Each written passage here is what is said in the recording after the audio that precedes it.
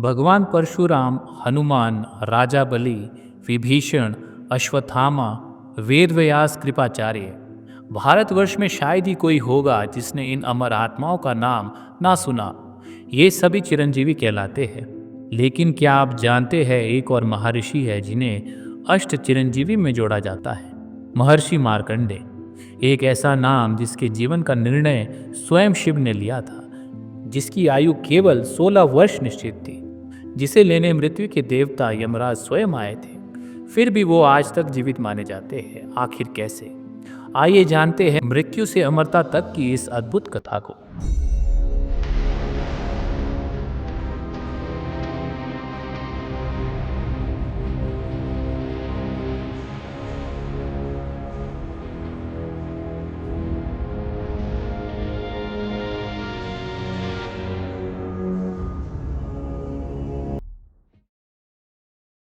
प्राचीन काल की बात है। एक महान ऋषि मृकंडु हुआ करते थे, जिनकी कोई संतान नहीं थी। फिर वे हजारों वर्षों तक अपनी पत्नी मारुड़ा के साथ संतान प्राप्ति के लिए तप करने लगे।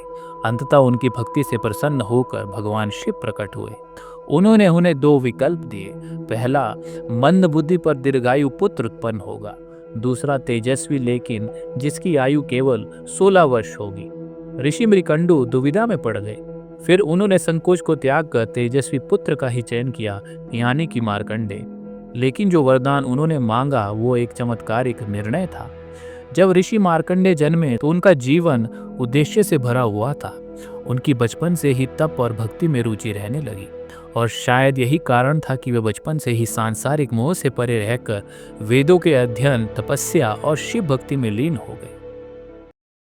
मार्कंडे हर दिन शिवलिंग के समक्ष बैठते और एक ही मंत्र का जाप करते। ओम त्र्यंबकम जामहे सुगंधिम पुष्टिवर्धनम उर्वारुकमिव बंधनान मृत्युर्मोक्षयमामृतात्। इस मंत्र का प्रभाव कालजयी है। इसे मृत्यु से रक्षा का मंत्र कहा गया है। और आज जो लोग इस मंत्र से जुड़े हैं उन्हें जानना चाहिए कि इस मंत्र को जगत में प्रतिष्ठित करने का श्रेय महर्षि मार्कंडे को ही जाता है। यह मंत्र भगवान शिव को समर्पित एक शक्तिशाली मंत्र है। इसका जाप मृत्यु के भय को दूर करने, दीर्घायु और अच्छे स्वास्थ्य को प्राप्त करने के लिए किया जाता है। इसके और भी अनेक फायदे हैं जिन्हें मैं आपको वीडियो के अंत में बताऊंगा। उससे पहले जानते हैं क्या सच में इस मंत्र ने मृत्यु को रोका? समय बीतता रहा और वो घड़ी आ गई जब मार्कंडे की 16वीं वर्षगांठ थी, यानी मृत्यु का दिन।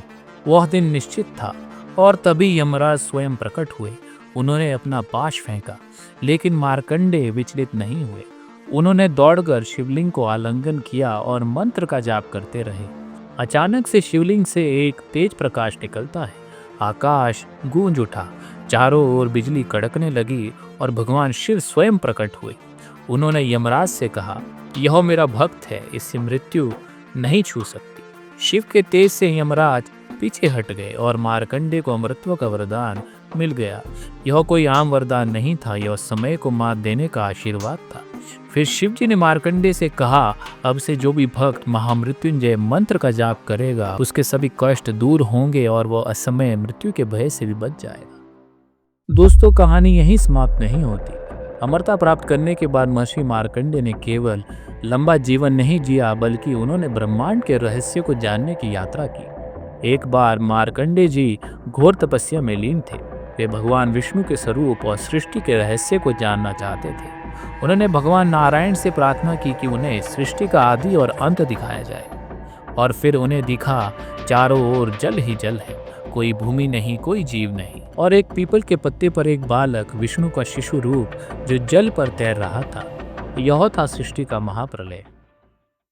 महर्षि मार्कंडे केवल अमर नहीं हुए, उन्हें चिरंजीवी कहा गया, जो युगों तक जीवित रहेंगे। लेकिन उन्होंने भविष्य में जो देखा वो आज भी सच हो रहा है।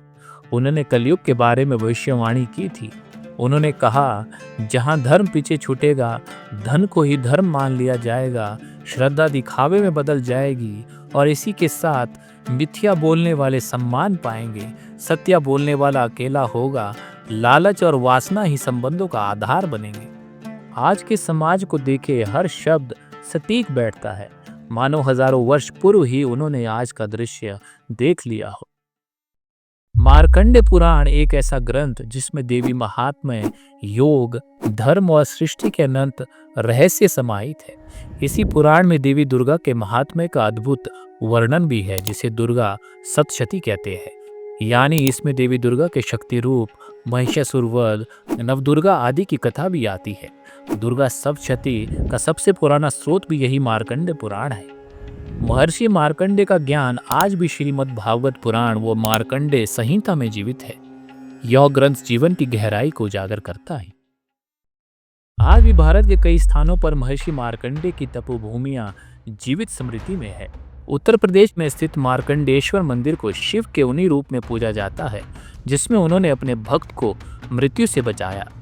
बिलासपुर हिमाचल प्रदेश को उनकी ध्यान स्थली माना जाता है और महाराष्ट्र के चंद्रपुर में स्थित मार्कंडा तीर्थ को विदर्भी का काशी कहा जाता है। ये स्थान न केवल धार्मिक आस्था का केंद्र है बल्कि भक्ति और जीवन शक्ति का प्रतीक भी है।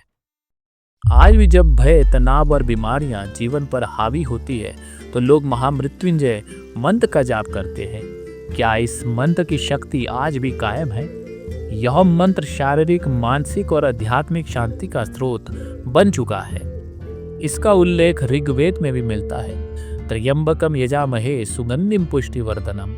यह मंत्र मृत्यु के बंधन को ऐसे काटता है जैसे बेलफल अपने डंठल से स्वतः गिरता है। महर्षि मार्कंडे का यही वरदान आज भी लोगों को शक्ति देता है। योग, आयुर्वेद, ध्यान और अध्यात्म में उनका नाम आज भी जीवित प्रेरणा बना हुआ है।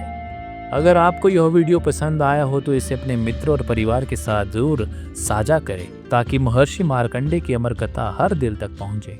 कमेंट में जरूर लिखिए ओम नमः शिवाय और बताइए आपको इस कथा का कौन सा भाग सबसे ज्यादा प्रेरणादायक लगा। हम फिर मिलेंगे एक नई पौराणिक गाथा के साथ। तब तक के लिए हर हर महादेव।